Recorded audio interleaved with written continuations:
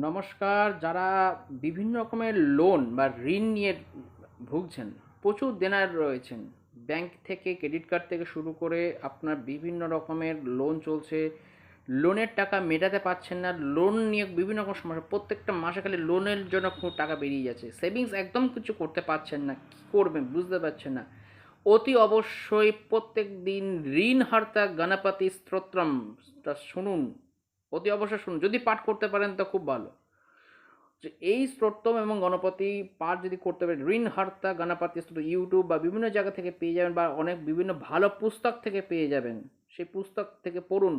YouTube থেকেও যেমন দেখতে পাবেন, ইউটিউব থেকে পুস্তক পড়ুন, পুস্তক থেকে দেখবেন সেই জিনিসগুলো পেয়ে যাবেন এবং পাঠ করুন। দেখবেন আপনাদের ঋণ অনেকটা কিন্তু কমতে শুরু করছে।